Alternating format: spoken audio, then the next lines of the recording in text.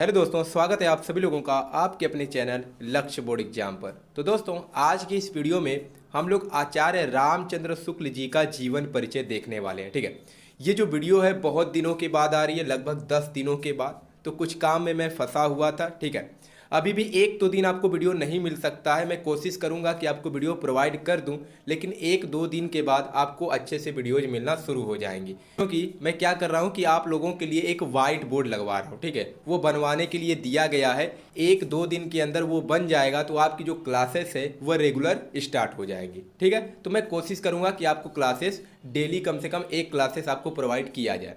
तो आज हम देखने वाले हैं आचार्य रामचंद्र शुक्ल जी का जीवन परिचय, और मैं आपको बहुत ही सरल तरीके से बताऊंगा और इसको आपको नोट कर लेना है। ठीक है, और यही याद कर लेना है। तो कैसे आपको लिखना है, आपको सबसे पहले हेडिंग डालना है जीवन परिचय। इसमें आपको लिखना है कि हिंदी के, देखिए कभी भी जीवन परिचय स्टार्ट आप लोग किया करें तो जो 2 से 3 सेंटेंस होता है उसको अच्छे तरीके से लिखना चाहिए। अब डायरेक्ट ऐसे नहीं स्टार्ट करना चाहिए कि रामचंद्र शुक्ल का जन्म सन 1884 ईस्वी में हुआ था। नहीं, यहाँ पर थोड़ा सा जो इम्प्रेशन होता है वह कम हो जाता है और नंबर कम मिल सकते हैं।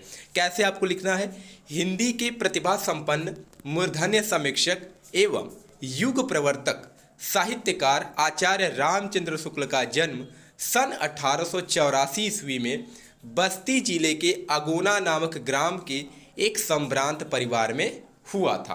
ठीक है, अगर आप इतना लिख देते हैं तो जो एग्जामिनर होगा आपको पूरे के पूरे अंक देगा। कभी भी एग्जामिनर पूरा नहीं पढ़ता है, वो शुरुआत का 1 से 2 सेंटेंस देखता है और लास्ट में आपने क्या लिखा है वो देखता है। अगर वो चीज़ उसको पसंद आ जाती है तो आपको वह पूरे अंक दे देगा। ठीक है, तो ऐसे ही आपको लिखना है। आगे क्या लिखना है कि इनके जो पिता हैं चंद्रबली शुक्ल मिर्जापुर में कानूनगो थे। इनकी माता अत्यंत विदुषी और धार्मिक थी। इनकी जो प्रारंभिक शिक्षा दीक्षा थी, ठीक है, वो कहाँ हुई, तो अपने पिता के पास जिले की राट तहसील में हुई थी। यानी अपने पिता के पास ही इनकी क्या हुई थी, शिक्षा दीक्षा हुई थी, जो प्रारंभिक शिक्षा दीक्षा थी।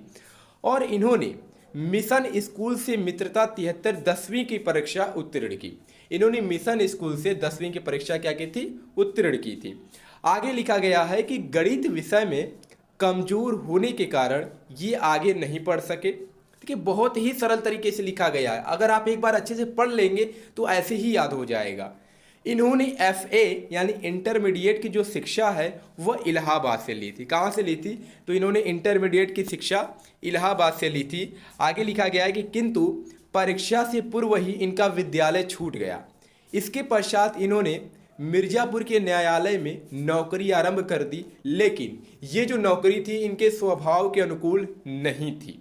अतः ये मिर्जापुर के मिशन स्कूल में चित्रकला के अध्यापक हो गए। ठीक है, मिर्जापुर के मिशन स्कूल में चित्रकला के क्या हो गए, अध्यापक हो गए। अध्यापन का कार्य करते हुए ही इन्होंने अनेक, जैसे कहानी, कविता, निबंध, नाटक आदि की रचना की। यानी ये चित्रकला के अध्यापक जब हो गए तो उस विषय को पढ़ाते हुए ही इन्होंने कहानी, कविता, निबंध, नाटक इन सब की भी रचना कर दी। आगे लिखा है कि इन्होंने 19 वर्ष तक काशी नागरी प्रचारणी पत्रिका का संपादन भी किया।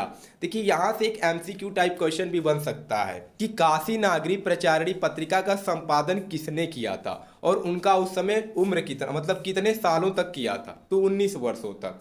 ठीक है, तो ये हो गया। आगे लिखना है कि और अब देखिए यहाँ पर लास्ट में आपको क्या लिखना है, ये भी आपको वैसे ही लिखना है जैसे आप शुरुआत में लिखे थे। तो लास्ट में आपको क्या लिखना है कि स्वाभिमानी और गंभीर प्रकृति का हिंदी का यह दिग्गज साहित्यकार सन 1941 ईस्वी में स्वर्गवासी हो गया। देखिए कितना अच्छे तरीके से लिखा गया है। अब बहुत बच्चे क्या करते हैं, डायरेक्ट लिख देते हैं कि आचार्य रामचंद्र शुक्ल का जो देहांत था वह 1941 ईस्वी में हो गया या मृत्यु 1941 ईस्वी में हो गया। ऐसे कभी नहीं लिखना चाहिए। शुरुआत का 2 सेंटेंस, लास्ट का 2 सेंटेंस इस प्रकार से लिखिए कि एग्जामिनर देखकर खुश हो जाए कि नहीं बच्चा अच्छे से लिखा है, तो वह नंबर देगा। तो स्वाभिमानी और गंभीर प्रकृति का हिंदी का यह दिग्गज साहित्यकार सन 1941 ईस्वी में स्वर्गवासी हो गया। और इसके बाद 1 नंबर का रचनाएं भी पूछा जाता है, तो रचनाएं में 3-4 रचनाएं आपको लिख देना है। जैसे इनकी रचनाएं निम्नलिखित हैं। पहला चिंतामणि, विचार विधि, रस मीमांसा, आनंद कादम्बिनी। और लिखना चाहते हैं तो आपकी किताब में दिया है, आप देख करके लिख सकते हैं। 4 से 5 बहुत होता है, ठीक है। तो ये था आचार्य रामचंद्र शुक्ल का जीवन परिचय। इसको अच्छे से नोट कर लीजिए और यही याद कर लीजिए, ठीक है। अलग अलग जीवन परिचय नहीं याद करना है कि आज इसको याद कर रहे हैं तो पेपर के समय कोई और याद कर लीजिए। ऐसे क्या होगा कि आप भूल जाएंगे जीवन परिचय। एक ही जीवन परिचय याद कीजिए, साल भर उसी को रटते रहिए, ठीक है। और आपकी जो क्लासेस है 1-2 दिन के बाद रेगुलर हो जाएंगी, ठीक है बच्चों। तो थोड़ा सा मैनेज कर लीजिएगा, आपको टेंशन नहीं लेना है, सब कुछ आपको पढ़ाया जाएगा। हर एक सब्जेक्ट का सिलेबस यहाँ पर आपको पूरा कराया जाएगा, ठीक है। तो इसको नोट कर लीजिए। चलिए मिलते हैं नेक्स्ट वीडियो में एक नए टॉपिक के साथ, तब तक के लिए धन्यवाद।